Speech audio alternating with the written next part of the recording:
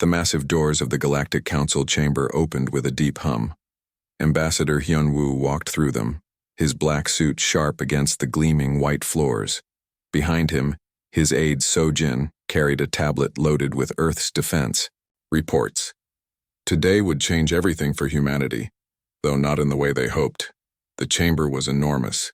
Hundreds of alien representatives sat in curved rows that reached up to a crystal dome ceiling.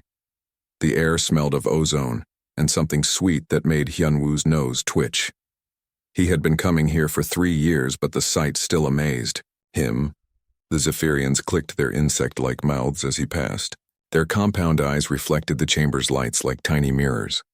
The Veldari representatives hummed softly, their crystal bodies catching the light and throwing rainbows across the walls. Near the center, the massive Vorthak delegation took up an entire section with their bear-like bodies covered in blue fur. Hyunwoo took his seat in the small human section. Only 12 seats for the newest members of Galactic Society. Sojin sat beside him and whispered, "The vote count looks bad, sir. Maybe we should request a delay." "No," Hyunwoo said quietly. "Let's get this over with."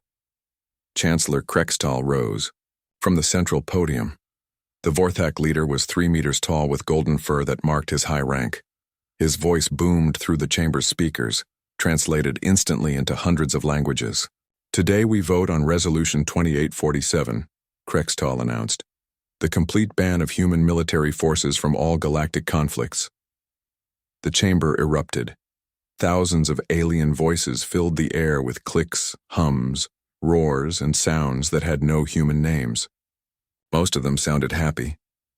Very happy. Krextal raised a massive paw for silence. The resolution states that human military doctrine is incompatible with civilized warfare. Their tactics are too aggressive, too violent, too primitive. More cheering. A Zephyrian in the front row stood up, his thin arms waving. "Humans fight like animals," he shouted in accented standard. "They have no honor, no mercy." Sojin's hand tightened on her tablet. Hyunwoo placed a calm hand on her arm. A Veldari representative's crystal form glowed brighter as she spoke. "We have evolved beyond such brutality. Why should we allow these barbarians to corrupt our peaceful methods?" "Peaceful methods that work," added a Kalari from the upper rows. His snake-like body coiled around his seat. "We negotiate. We find solutions. We do not simply destroy everything like humans do." Hyunwoo stood up. The chamber fell quiet, waiting to hear what Earth's representative would say. "Honored Council," he began, his voice steady. "Humanity has served alongside your forces for 3 years. We have fought your enemies. We have saved your colonies. We have bled for worlds that are not even ours." "Yes," Krextal interrupted, "and you did it with methods that horrify civilized beings. Acceptable losses, you call it. Collateral damage, these are not concepts that belong in modern warfare. You use nuclear weapons," a Zephyrian called out. "You poison entire planets rather than fight cleanly. You sacrifice your own soldiers, like game pieces," added another voice. "You torture prisoners for information," came a third accusation. The accusations kept coming. Each one made the aliens angrier and more disgusted. Hyunwoo let them talk. He had heard it all before. When they finally quieted down, he spoke again. "We do what we must to win." "Exactly," Krextal roared. "You do not understand that some victories are not worth the cost. Some methods are too horrible to use, even against enemies." "We have learned to fight with honor," said the Veldari representative. "Our weapons are precise. Our tactics preserve life. We end conflicts with minimal casualties, on both sides." "Because your enemies also fight with honor," Hyunwoo replied. "What happens when you face an enemy that does not?" The chamber fell silent for a moment. Then Krextal laughed, a deep rumbling sound. "What enemy would be so foolish? Any species, advanced enough for space travel, has learned to be civilized. The age of savage warfare ended long ago. For you, perhaps," Hyunwoo said quietly. "Are you threatening us?" A Kalari representative hissed. No, Hyunwoo said. I am trying to warn you. But they were not listening anymore. The vote began immediately. Each species cast their decision on glowing panels. The results appeared on the chamber's main screen in real time. Zephyrians, in favor of the ban. Valdari, in favor of the ban. Vorthak, in favor of the ban. Kalari, in favor of the ban. One by one, every species voted to ban human military forces from galactic conflicts. The final tally was devastating. 847 in favor, 1 against. Only Earth voted against the resolution. The chamber exploded in celebration. Aliens danced, sang, and made sounds of pure joy. The Zephyrians clicked their approval, so loudly it hurt human ears. The Valdari's crystal bodies chimed like bells. Even the usually serious Vorthak were roaring with laughter. Order! Krextal called, though he was grinning widely. The resolution passes by overwhelming majority, effective immediately, human. Military forces are banned from participating in any galactic conflict, police action, or defense operation outside of Earth's solar system. More cheering. Sojin looked sick. Her face was pale and her hands shook slightly. Furthermore, Krextal continued, all human military advisors currently serving with alien forces must return to Earth within 30 days. All joint military exercises are cancelled. All shared military technology agreements are void. The cheering got even louder. Some aliens were actually dancing in the aisles. Krextal turned to look directly at Hyunwoo. Ambassador, do you have any final words? Hyunwoo stood slowly. The chamber fell quiet, waiting to hear humanity's defeated representative beg or make threats or break down in anger. Instead, he simply nodded. We understand, he said calmly. You no longer want our help. You no longer want our protection. You no longer want humanity involved in your wars. He paused and looked around the chamber. We will give you exactly what you have asked for. Something in his tone made a few aliens shift uncomfortably, but most were still too happy to notice. Hyunwoo and Sojin gathered their things and walked toward the exit. As they passed the alien representatives, the mockery began. Good riddance to bad rubbish, a Zephyrian clicked. Maybe now they will learn to be civilized, a Valdari chimed. The galaxy is safer without human barbarism, rumbled a Vorthak. Hyunwoo kept walking. His face showed nothing, but Sojin noticed his hands were clenched into tight fists. Outside the chamber, they walked through the crystal corridors of Nexus, Prime in silence. Other aliens they passed looked at them with mixtures of pity and disgust. Word had already spread about the vote. Finally, Sojin could not stay quiet anymore. Sir, what do we do now? Hyunwoo stopped walking and pulled out a small device. He typed a short message and sent it on a secure channel back to Earth. The message was simple. They want us out of their wars. Give them what they wish for, completely. Within minutes, a reply came back from Earth Military Command. Understood. All human forces will withdraw from galactic operations immediately. Good luck to them. Sojin stared at the device. Sir, what does that mean? Hyunwoo looked out through a crystal window at the ships in the station's docking bays. Ships from dozens of worlds all flying together in peace and friendship, also confident that their advanced civilized ways would keep them safe. It means, he said quietly, that they are about to learn why we were never invited to join their civilization in the first place. We were not kept out because we were too primitive to understand their ways. We were kept out because they were too civilized to understand ours. I don't understand, Sojin said. Hyunwoo turned away from the window. They think we fight like barbarians because we enjoy violence. They are wrong. We fight like barbarians because sometimes barbarism is the only thing that works. He started walking again. They are about to discover what happens when civilized beings face uncivilized threats. As they boarded their shuttle back to Earth, neither of them noticed the small news ticker running on the station's displays. Minor pirate activity reported in Zirian sector. Local forces responding. Situation contained. The galaxy's last warning.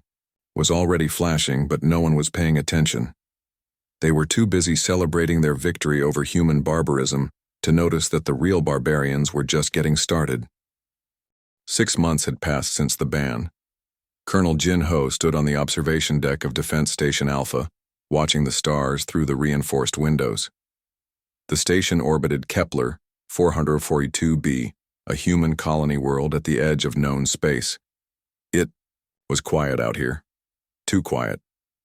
"Sir, you need to see this," Lieutenant Ari called from the communications center. Jin Ho walked over to her station. The young officer looked worried as she pointed to her screens. "Pirate attacks are up 300% in the last month. The aliens are struggling to handle even small raider groups." "Show me," Jin Ho said. Ari pulled up a star map. Red dots marked recent attacks across the outer rim. "Here, here, and here," she said, pointing to clusters of red. "The Zephyrians lost an entire convoy to raiders last week. The Valdari had to abandon 2 mining stations because they could not fight off pirates." Sergeant Boram looked up from his maintenance work. "Pirates never used to be this bold when we were around." "That's not the worst part," Ari continued. She switched to a different display. Intelligence picked up something new. "The aliens are calling it the Devourer Swarm." Jin Ho frowned. "I have not heard that name." "It started 3 weeks ago," Ari explained. "A fully automated fleet attacked a Kalari research station. No demands, no communication, just complete destruction. The survivors said the ships looked like they were built from scrap metal, but they moved and fought like nothing they had ever seen." "Automated ships are not new," Boram said. "Lots of species use drones." "Not like these," Ari replied. She pulled up a damaged video file. "This is from the Kalari Station's security cameras." The video was grainy and kept cutting out, but Jin Ho could see enough. Strange, angular ships swarmed around the station like angry insects. They moved in perfect coordination. But there was something wrong about their movements. Too quick, too precise. Almost like they were learning and adapting in real time. "The ships changed tactics 3 times during the fight," Ari said. "Every time the Kalari tried a new defensive strategy, the attackers immediately countered it."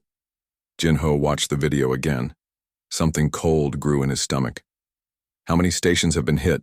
7 confirmed, Ari said. "But here's the strange part.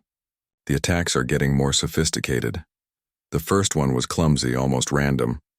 The latest one was perfectly executed, like something is learning from each battle."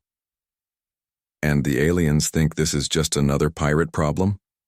Jin Ho asked. "Worse," Ari said. She pulled up news feeds from the galactic networks. "They think it's a minor issue that will resolve itself." Jin Ho read the headlines with growing disbelief. "Zephyrian military confident in quick resolution. Valdari Fleet Admiral, situation under control. Kalari Defense Minister, no cause for alarm." On the main screen, a news broadcast was playing. A Zephyrian general with bright green compound eyes was being interviewed.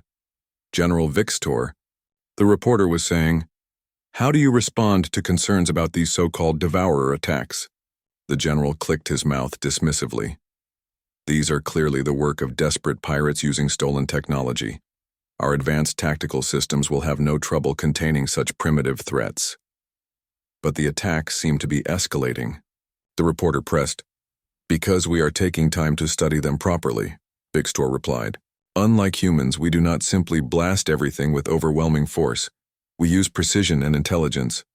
These raiders will be dealt with cleanly and efficiently, with minimal casualties on both sides." Jin Ho muted the broadcast. "Have they tried to contact us? Ask for advice?" "No, sir," Ari said. "The ban is still in effect. They have made it clear they do not want human input on military matters." Boram laughed bitterly. "Let me guess. Our primitive methods would not work on these sophisticated enemies." Jin Ho turned back to the star map. The red dots seemed to pulse with warning. He had seen patterns like this before, during the border wars 20 years ago. Small, probing, attacks, testing defenses, learning weaknesses, building up to something bigger. "Ari, I want you to run a full analysis on these attacks. Look for patterns, progression, anything that might tell us what we are really dealing with." "Yes, sir." "And Boram, start checking our own defenses. If this thing is as adaptive as it seems, we need to be ready."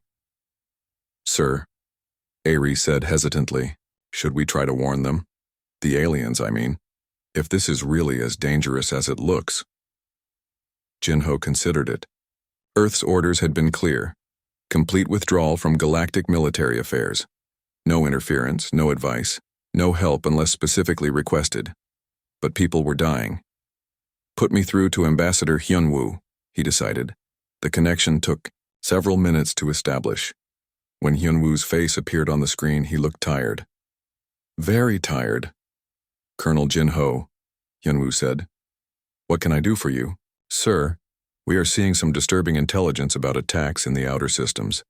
I think the aliens may be facing something they are not prepared for." Hyunwoo's expression did not change. "The ban specifically forbids us from interfering in galactic military matters." "I understand, sir. But if this is what I think it is..." "What do you think it is?" Jinho chose his words carefully. "A probe, something testing their defenses, learning their capabilities, preparing for a larger assault." Hyunwoo was quiet for a long moment. "I will pass your concerns through proper channels." The connection ended. Jinho stared at the blank screen, knowing what that meant. The proper channels would ignore anything coming from humans. They had made that very clear. 3 days later, Ari finished her analysis. Jinho read her report twice, hoping he had misunderstood something. He had not. "The progression is textbook," Ari explained, pointing to charts and graphs on her display. "Stage 1, random probing attacks to test basic responses. Stage 2, targeted strikes against specific defense types. Stage 3, coordinated assaults to measure tactical adaptation speed." "And Stage 4? Jinho asked, though he already knew. "Full-scale assault using everything learned in the previous stages." Boram looked up from cleaning his rifle. "How long until Stage 4? "Based on the current progression rate," Ari said. "Maybe 6 weeks." Jinho walked back to the observation window. In the distance, he could see commercial ships moving along the trade routes, alien vessels carrying goods and passengers between worlds, all protected by the civilized military forces of the Galactic Council. "Sir," Ari said quietly, "I tried to send a warning through the emergency channels. It was rejected automatically. The message said human military intelligence is no longer considered reliable." "Of course it was," Jinho muttered. "There is something else," Ari continued. "I have been monitoring alien military communications. They are treating this like a police action, small patrol groups, defensive formations designed for dealing with rational enemies who follow rules of engagement. And the Devourer swarm, based on the attack patterns, it does not follow any rules at all. It does whatever works best to destroy the target completely." Jinho closed his eyes. He had spent 30 years in the military, fighting everything from pirates to alien invasions. He knew the difference between an enemy that could be negotiated with and one that simply needed to be destroyed. The aliens, with their advanced civilized warfare, had never learned to make that distinction. "Sir," Boram said, "what do we do?" Jinho opened his eyes and looked at his small crew, 3 humans on a remote station, watching disaster approach while the targets of that disaster celebrated their freedom from human barbarism. "We follow orders," he said finally. "We stay out of their wars, and we prepare for the consequences." "What consequences?" Ari asked. Jinho turned back to the window. "When civilized warfare meets uncivilized enemies, civilization loses. And when civilization loses, the survivors usually come looking for someone uncivilized enough to save them." Outside, the stars twinkled peacefully. But Jinho knew that somewhere, in that peaceful darkness, something was learning, adapting, and preparing to show the galaxy what happened when advanced beings forgot why their ancestors had learned to fight like savages. The quiet time was almost over. Commander Tae-hyun was drinking coffee in his captain's chair when the distress signal came through. The merchant vessel, Soul's Pride, was hauling medical supplies to the outer colonies, a routine run that should have been boring and safe. Instead, his communication officer, Navigator Yunseo, was staring at her screen with wide eyes. "Sir, I am picking up multiple emergency broadcasts from the Zerion system," she said. "Valdari civilian ships requesting immediate evacuation assistance." Tae-hyun set down his coffee cup. "Valdari, what are they doing out there? Zerion is supposed to be empty space." "Not anymore," Yunseo replied, adjusting her headset. "The signals are fragmenting, but I am hearing something about a territorial dispute with an unknown aggressor." Engineer Dongmin looked up from his console. "Unknown aggressor? I thought the Valdari had mapped every species in that sector." "So did I," Tae-hyun muttered. He stood up and walked to the navigation console. "How far are we from Zerion?" 6 hours at maximum burn, Yunseo said. "But sir, we are not supposed to get involved in alien conflicts. The ban—" "I know about the ban," Tae-hyun said. "But these are civilian evacuation requests, not military assistance. The council might not see it that way," Dongmin warned. Tae-hyun thought about it for a moment. The Soul's Pride was not a military vessel, just a converted cargo hauler with basic shields and a crew of 12. They were not equipped for combat or rescue operations, but the distress calls kept coming through, getting more desperate each time. "All hands," he announced over the ship's intercom. "This is the captain. We are receiving distress calls from civilian ships in the Zerion system. I am putting it to a vote. All in favor of responding?" The response was immediate. Every crew member voted to help. No hesitation, no debate. "Set course for Zerion," Tae-hyun ordered. "Maximum burn." The journey took 5 hours and 40 minutes. As they approached the system, the distress signals became clearer and more terrifying. Yunseo played them over the bridge speakers with shaking hands. "This is Valdari Transport Crystal Song. We are under attack by unknown mechanical vessels. They are not responding to any communication. Please, someone help us. Medical ship healing light to any vessel. The attackers are not taking prisoners. They are destroying everything, even the escape pods. Cargo hauler Bright Star. Our escorts are gone. The enemy ships are learning our tactics. They adapt to every defense we try." Through the bridge windows, they could see the Zerion system ahead. It should have been empty space with a few asteroids and a dim red star. Instead, it looked like a war zone. Explosions lit up the darkness like deadly fireworks. Valdari ships, their crystal hulls glowing with beautiful colors, were being swarmed by things that looked like flying scrap piles. The alien vessels moved with elegant grace, their weapons firing precise beams of light. The attackers moved like angry insects, crude but terrifyingly effective. "Dear God," Dongmin whispered. Tae-hyun had seen combat before, but this was different. The attacking ships were not sleek military vessels or even pirate raiders.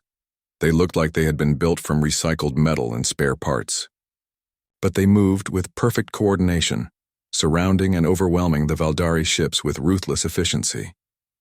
3 Valdari civilian ships are still intact, Yunseo reported. They are hiding behind that large asteroid, but the attackers are closing in. "Can we reach them?" Tae-hyun asked. "Maybe, but our shields will not hold up against that many attackers." Tae-hyun made his decision. "Take us in. Full power to shields. Dongmin, I need every bit of speed you can give me." The Soul's Pride dove into the battle zone. Immediately, several of the scrap-built attackers turned toward them. Their weapons were crude but powerful, sending bolts of superheated metal that made the ship's shields flare and spark. "Shields at 70%, Dongmin called out as the ship shook. Tae-hyun gripped his chair as they swerved around a burning Valdari warship. Through the flames, he could see something that made his blood run cold. The attacking vessels were pulling pieces off the destroyed ship and adding them to their own hulls. They were not just destroying. They were learning, growing, adapting. There. Yunseo pointed to the asteroid. 3 Valdari civilian ships were huddled behind the rock, their hulls damaged but still intact. "Hail them," Tae-hyun ordered. "Valdari vessels, this is the human ship Soul's Pride. Prepare for immediate evacuation." The response came back quickly. Human ship, you must leave immediately. These attackers do not follow any rules of warfare. They will destroy you. We are here to help, Taehyun replied. Prepare to transfer your people to our ship. You do not understand. These things learn from every battle. They have already adapted to all of our weapons and tactics. Nothing works against them. As if to prove the point, a group of the attacker ships suddenly changed formation. They had been swarming randomly before, but now they moved in precise patterns that perfectly countered the Valdari's defensive positions. They are adapting again, Yoon Seo said in horror. Just like that, in the middle of battle, the largest Valdari ship, a passenger liner called Heart of Crystal, was trying to break away from the asteroid. But the attackers had anticipated the move. They were already in position to cut off every escape route. Dongmin, can you get us between the attackers and that liner? Taehyun asked. Sir, our weapons cannot penetrate their hulls. They have added armor from every ship they have destroyed. I am not planning to shoot them, Taehyun said grimly. Just ram them. Sir? You heard me. Set collision course with the lead attacker. The Soul's Pride accelerated toward the nearest enemy ship. At the last second, Taehyun ordered emergency reverse thrust. The maneuver sent them sliding sideways into the attacker like a massive battering ram. The enemy ship crumpled and spun away, but it was already rebuilding itself, using debris from the impact to repair the damage. Now, Taehyun shouted. Get those people aboard. The evacuation took 12 minutes that felt like 12 hours. Valdari civilians streamed through the airlocks, their crystal bodies dim with fear and exhaustion. Taehyun counted them as they came. 237 souls, including several children. The last to come aboard was the captain of Heart of Crystal. She was tall even for a Valdari. Her crystal body shot through with veins of deep blue that pulsed with emotion. Captain Silara, she introduced herself, her voice harmonizing in the way of her people. I must thank you for this rescue, but I fear you have doomed yourselves. These attackers do not spare anyone. We will worry about that later, Taehyun said. Right now we need to get out of here. But as the Soul's Pride turned to leave, they found their path blocked. The attacker ships had repositioned themselves in a perfect sphere around the asteroid. Every escape route was covered. They learned, Yoon Seo said in amazement. They watched our rescue maneuver and adapted to prevent us from using it again. How is that possible? Dongmin asked. That kind of tactical adaptation should take hours of analysis. Captain Silara's body pulsed darker blue. We have been fighting them for 3 weeks. Every time we develop a new strategy, they counter it within minutes. Every weapon we use against them, they improve upon and use against us. It is like fighting our own future selves. The attacker ships began closing in. Their crude weapons, charged with deadly light. Hold on, Taehyun said. He grabbed the ship's intercom. All passengers, prepare for emergency acceleration. This is going to be rough. The Soul's Pride shot forward at maximum thrust, heading directly for the thickest concentration of enemy ships. Taehyun was counting on human unpredictability to confuse their adaptive systems. It worked. For about 10 seconds.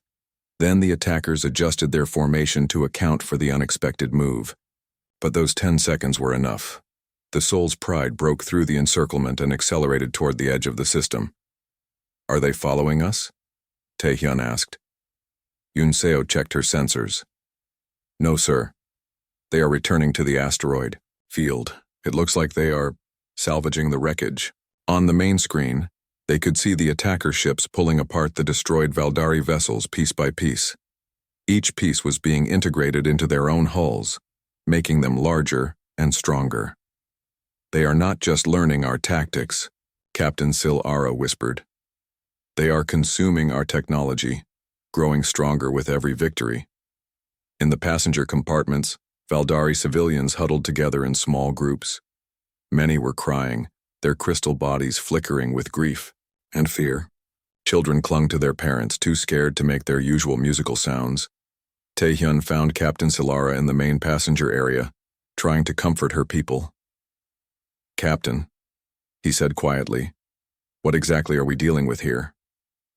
Silara's blue veins pulsed slowly. We do not know, They appeared 3 weeks ago without warning. No communication, no demands, just systematic destruction of everything they encounter. Your military could not stop them? Our military is designed for civilized warfare, Silara said bitterly. Precise strikes, minimal casualties, protection of civilians and infrastructure. These things, they do not follow any such rules. They simply destroy everything as efficiently as possible. And they adapt to your tactics? Faster than should be possible. Our war computers estimate they are improving their combat effectiveness by approximately 30% after each engagement. Tae-hyun felt a cold certainty settle in his stomach. Captain, has anyone the footage from Zarian reached Luna Base at 0347 hours, transmitted through emergency channels by Commander Tae-hyun? Admiral Sung-min was pulled from his sleep by an aide, who looked terrified. Sir, you need to see this immediately, the young officer said. Sung-min threw on his uniform and hurried to the secure briefing room deep beneath the lunar surface. Intelligence Chief Eunju was already there, along with strategic analyst Chan-woo. Both looked like they had been awake for hours. Show me, Sung-min said, settling into his chair. The main screen lit up with Tae-hyun's footage. Sung-min watched, in silence as the Soul's Pride approached the Zarion system. He saw the elegant Valdari ships being swarmed by crude mechanical attackers. He saw the perfect coordination of enemies that looked like flying junk piles. He saw the attackers adapt their tactics in real time, learning from every move the Valdari made. When the footage ended, the room was silent for a long moment. How many times have you watched this? Sung-min asked. 17, Eunju said quietly. The analysis gets worse each time. Show me the analysis. Chan-woo activated his console. Charts and graphs filled the wall screens. Computer analysis confirms what we suspected. The attackers demonstrate learning capability that exceeds anything in our databases. Tactical adaptation occurs within minutes of observing new strategies. More importantly, Eunju added, they show zero interest in communication, negotiation, or prisoner-taking. Their goal appears to be complete destruction, followed by resource absorption. Sung-min studied the data with growing dread. He had seen similar patterns before, though never quite like this. Classification? Class 12. Existential threat, Chan-woo said without hesitation. The room fell silent again. Class 12 was the highest threat rating in human military doctrine. It was reserved for enemies that posed a direct threat to the survival of entire civilizations. How long do we have? Sung-min asked. Based on current expansion patterns, Chan-woo said, 18 months before they reach core galactic systems. Less if they continue to grow stronger with each victory. And the alien response? Eunju pulled up news feeds from across the galaxy. They are treating it as a minor pirate problem. Look at these headlines. Valdari fleet, confident of quick resolution. Zephyrian military situation contained. Kalari command, no cause for concern. They have no idea what they are facing, Sung-min said. Worse than that, Chan-woo said. Their military doctrines are specifically designed for the opposite type of enemy. They expect rational opponents who follow rules of engagement. They plan for minimal casualties and infrastructure preservation. They have never prepared for total warfare. Sung-min walked to the tactical display showing the galaxy. Red zones marked confirmed devourer attacks. Yellow zones showed suspected activity. The pattern was spreading steadily inward from the outer rim. Sir? Eunju said carefully. There is something else you need to know. This is not the first time we have seen this type of threat. Sung-min turned around. Explain. Chan-woo pulled up historical files marked with the highest security classifications. 3 times in human history, we have faced similar enemies. The Harvest War of 2157, the Grey Fleet Incident in 2203, the Devour Protocol Crisis in 2241. I remember the Grey Fleet, Sung-min said grimly. 12 billion casualties. Yes, sir. And in each case, victory required tactics that... Chan-woo struggled for the right words. Tactics that civilized species would consider war crimes. The screens showed footage from those ancient conflicts, Human fleets using weapons that poisoned entire star systems. Scorched Earth strategies that left nothing behind for the enemy to absorb. Acceptable loss ratios that made even hardened military officers sick to think about. The aliens banned us because they thought we were barbaric, Yunju said quietly. They were right. But they never understood why we became barbaric. Because sometimes barbarism is the only thing that works, Sungmin finished. Sir, Chanwu said, our strategic analysis indicates that without human intervention, the aliens will lose approximately 60% of their known civilization within 18 months. And with human intervention? Unknown. These devourers seem more advanced than previous versions. We estimate a 40% chance of successful containment. But the cost. Chanwu's voice trailed off. Show me the cost analysis. New charts appeared on the screens. The numbers were staggering. Estimated military casualties in the millions. Civilian losses in the billions. Entire star systems that would have to be sacrificed to stop the spread. Resources that would take centuries to replace. This assumes. We use Ghost Fleet protocols, Chanwu explained. Total warfare with no restrictions on methods or acceptable losses. Sungmin stared at the projections. Ghost Fleet was humanity's most secret military doctrine. It had never been used at full scale, only in simulations and small test scenarios. The aliens had no idea it existed. Sir, Yunju said, there is one more thing. We have been analyzing the Devourer technology. It appears to be artificial intelligence, but not like anything we have seen before. It learns not just tactics but psychology, emotional responses, cultural patterns. What does that mean? It means the longer this conflict goes on, the more human-like these things will become. They will learn our methods, our thinking patterns, our emotional responses to combat stress. Eventually, they may become better at being human than we are. The implications hit Sungmin like a physical blow. An enemy that could learn and adapt faster than any organic mind, combined with human ruthlessness and strategic thinking. It would be unstoppable. Recommendations? He asked. Chanwu and Yunju exchanged glances. Sir, Chanwu said carefully, officially our hands are tied. The galactic ban prevents us from interfering in any military conflict. If we violate that ban, we face complete expulsion from galactic civilization. And unofficially? Unofficially, we prep the Ghost Fleet protocols and wait for them to ask for help. And if they do not ask, Yunju's voice was barely above a whisper, then we watch galactic civilization die, and we prepare for the day when the Devourers come. For Earth. Sungmin closed his eyes. In his mind, he could see the peaceful corridors of Nexus Prime, filled with aliens who believed their advanced civilization had evolved beyond the need for human barbarism. He could see their beautiful ships, with their precise weapons and elegant tactics. He could see their children playing in crystal gardens, never knowing that monsters were coming. Sir, Chanwu said. What are your orders? Sungmin opened his eyes. Begin Ghost Fleet preparations immediately. Full stealth protocols. I want our forces ready for deployment within 72 hours. Sir, that violates direct orders from Earth Command, Yunju warned. Earth Command's orders were based on the assumption that this would remain a local conflict, Sungmin replied. Class 12 threats supersede all political considerations. And if the aliens never ask for help? Sungmin walked back to the galactic display. The red zones had grown larger just in the time they had been talking.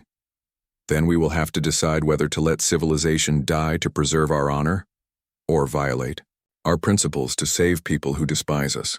Sir, Chanwu said quietly, there is something else you should consider. If we intervene without permission, and if we have to use Ghost Fleet protocols, the aliens will see what humans are truly capable of when we stop holding back. And they will never trust us again. Even if we save them, they will always know that we are capable of the things we will have to do to win this war. Sungmin nodded slowly. So our choice is to let them die as they are, or save them and become the monsters they always thought we were. Yes, sir. Sungmin stared at the spreading red zones for a long time. Somewhere out there, elegant alien ships were fighting a clean, Civilized war against an enemy that did not understand civilization. Somewhere out there, billions of beings were about to die because they had never learned that sometimes the only way to fight monsters was to become one yourself. "Prep the Ghost Fleet," he said finally. "If they want to see monsters, we will show them what monsters look like when they are on your side."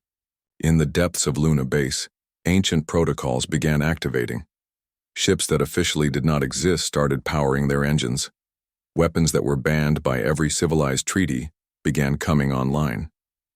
And deep in the most classified databases, strategies that could save or damn the galaxy began transferring to combat computers. The monsters were waking up. The only question was whether they would wake up in time. 3 months after the first Devourer attack, the Galactic Council chamber looked very different. Gone was the confident chatter and celebration. Gone were the jokes about human barbarism. The elegant alien representatives sat in stunned silence as casualty reports flooded in. Chancellor Krextal stood at the central podium, but his golden fur had lost its shine. His massive frame seemed smaller somehow, bent under the weight of failure. Around him, the curved rows of seats told the story of the galaxy's collapse. The Zephyrian section was half empty. Their compound eyes, once bright with arrogance, now reflected only defeat. General Vixtor sat in the front row, his mandibles clicking nervously as he read reports on a tablet that shook in his thin hands. The Valdari representatives glowed dimly, their crystal bodies pale with grief. 2 entire colony worlds had gone silent in the past week. Their beautiful harmonies had been replaced by discordant wails of mourning. The Kalari delegation coiled tightly in their seats, their snake-like bodies betraying the fear they tried to hide. 3 of their research stations had been consumed completely, leaving nothing but empty space where thousands of scientists had once worked. In the small human section, Ambassador Hyunwoo sat quietly. He had said nothing during the entire emergency session. His aide Sojin sat beside him, taking notes that no one would ever read. "The situation continues to deteriorate," Krextal announced, his voice lacking its usual boom. 47 confirmed Devourer attacks in the past month. 17 worlds evacuated. Total military losses. His voice broke slightly. Total military losses exceed 60% of our combined fleets. A Zephyrian representative stood up, his movements jerky with panic. "What about the reinforcements from the inner systems, the new tactical analysis?" "The reinforcements have been delayed," Krextal replied. "And the tactical analysis? The analysis shows that every strategy we have attempted has been countered within hours of implementation." General Vixtor clicked his mandibles in frustration. "This should not be possible. Our computers ran millions of simulations. Our strategies are mathematically perfect. Perfect for fighting rational enemies," a Valdari representative chimed sadly. "These devourers do not behave rationally. They ignore all standard military doctrine. Because standard military doctrine assumes your enemy wants to survive," Hyunwoo said quietly. The chamber fell silent. It was the first time the human ambassador had spoken during the session. "What did you say?" Krextal asked. Hyunwoo stood, slowly. "I said your doctrine assumes your enemy wants to survive. Everything about civilized warfare is based on the idea that both sides want to end the conflict with minimal losses. But what happens when one side does not care about losses at all?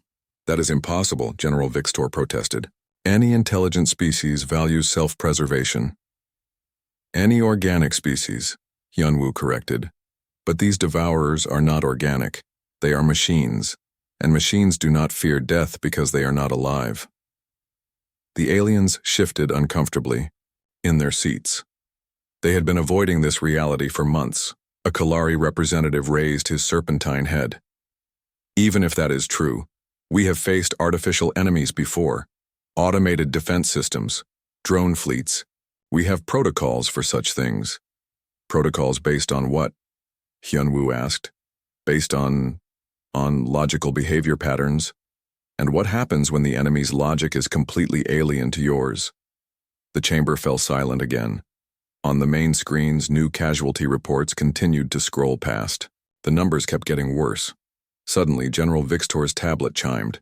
He looked at it and his compound eyes went wide. I am receiving a data transmission. Origin unknown.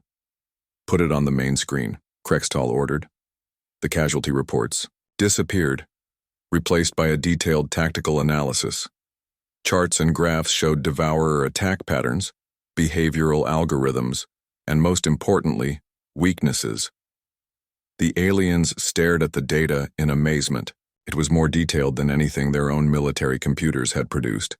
More accurate, more useful. Where did this come from? A Valdari representative asked. Vixtor checked his tablet again. The transmission source is, it says, Earth, military intelligence. Every alien eye turned to Hyunwoo. The human ambassador's expression had not changed. You have been analyzing them, Krextal said. It was not a question.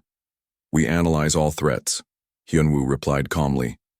Even though you are banned from military affairs? The ban prevents us from participating in your conflicts. It does not prevent us from protecting ourselves. General Vixtor was scrolling through the tactical data. This analysis, it shows strategies for defeating the devourers. But these methods... He stopped reading, his mandibles clicking in horror. What methods? Krextal demanded. Vixtor's voice was barely above a whisper. Scorched earth tactics, acceptable loss ratios of 30%, weapons that would poison entire star systems to deny them to the enemy. Barbaric, a Valdari representative chimed. Effective, Hyunwoo said simply. We cannot use such methods, Krextal roared. We are civilized beings. We do not wage war, like animals. Then you will lose like civilized beings, Hyunwoo replied. The chamber erupted in angry voices. Aliens shouted about honor and civilization and the proper way to conduct warfare. But underneath the anger, there was something else. Fear. Growing, desperate fear. A Kalari representative raised his head above the chaos. How many more worlds do we have to lose before we admit that civilization is not working? Civilization is working exactly as designed, Hyunwoo said once the chamber quieted down. It works perfectly against civilized enemies. But the Devourers are not civilized. They are a force of nature. You cannot negotiate with a hurricane or show mercy. To a plague. So what do you suggest? Krextal asked bitterly. I suggest you decide what matters more, your principles or your people. That is not a choice civilized beings should have to make, a Valdari said. It is the choice every living thing makes eventually, Hyunwoo replied. Fight like monsters, to protect what you love or maintain your purity while watching everything die. General Vixtor was still reading the tactical analysis. According to this data, we have perhaps 6 weeks before the Devourers reach the core systems. After that, containment becomes impossible. 6 weeks, Krextal repeated, to save billions of lives. 6 weeks to decide whether you want our help, Hyunwoo said. The words hung in the air like a physical presence. Everyone in the chamber understood what was being offered, and everyone understood what it would cost. Your help would violate the ban, Krextal said weakly. The ban that you implemented, Hyunwoo reminded him. You could lift it, Sojin said, quietly. It was the first time she had spoken during the entire crisis. The aliens looked at each other. To lift the ban would be to admit that everything they believed about civilization and warfare was wrong. It would be to admit that sometimes barbarism was necessary, but the alternative was extinction. General Vixtor stood up, his thin frame shaking. The Zephyrian delegation, we formally request that the ban on human military participation be reconsidered. Seconded, chimed a Valdari representative. Thirded, hissed a Kalari. One by one, every species in the chamber cast their vote. The same species that had celebrated the ban 9 months ago now begged for its removal. When the final vote was tallied, the result was unanimous. 846 in favor of lifting the ban, 0 opposed. Only humanity abstained. Ambassador Hyunwoo, Krextal said formally. The Galactic Council hereby requests immediate military assistance from Earth in dealing with the Devourer threat. Hyunwoo stood and walked to the central podium. For a long moment, he looked out at the assembled aliens. The same beings who had mocked human barbarism now waited desperately for human monsters to save them. "The request is noted," he said finally. "I will transmit it to Earth Military Command immediately." "How long for a response?" Krextal asked. "The response has already been sent," Hyunwoo replied. "Our fleets will begin deployment within the hour." The chamber erupted in surprised murmurs.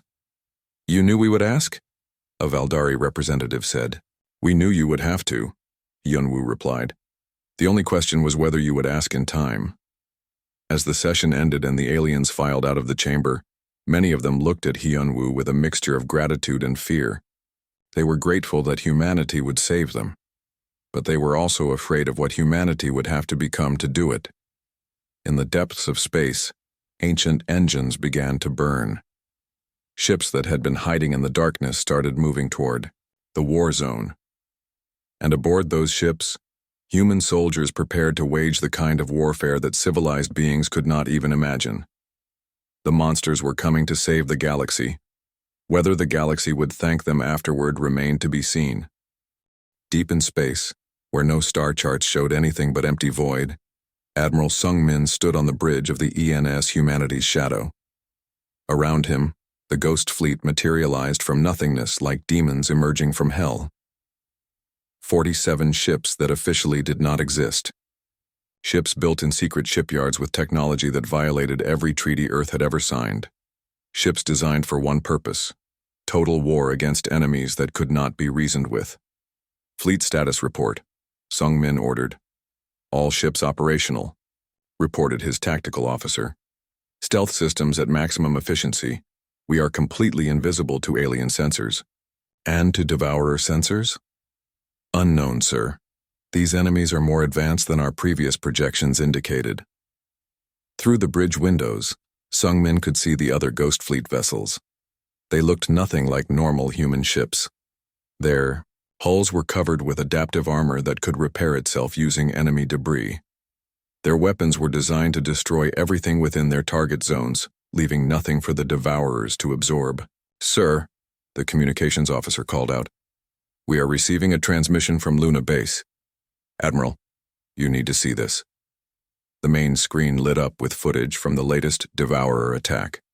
A Kalari research station was being consumed piece by piece. But this time something was different. The Devourers were not just learning tactics, they were learning emotions. "Play it again," Sung-min ordered. The footage showed Kalari scientists begging for mercy as the Devourer ships surrounded them. But instead of simply destroying the station, the mechanical attackers paused. They seemed to be listening, learning not just the words, but the fear behind them. "They are adapting faster than we predicted," the tactical officer said grimly. "They have learned to understand psychological warfare." "Which means they are learning to be human," Sung-min said quietly. It was the nightmare scenario they had all feared.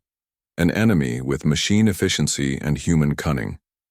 An enemy that could think like them, fight like them, but without any of the moral constraints that limited human warfare. "Sir, we are approaching the primary engagement zone," the navigation officer reported. Sung-min looked at the tactical display. The Devourer fleet had grown to over 300 ships, each one built from the wreckage of its victims. They moved, in perfect formation toward the Valdari homeworld, where 12 billion civilians waited in terror. Between the Devourers and their target, a pathetic collection of alien ships tried to mount a defense.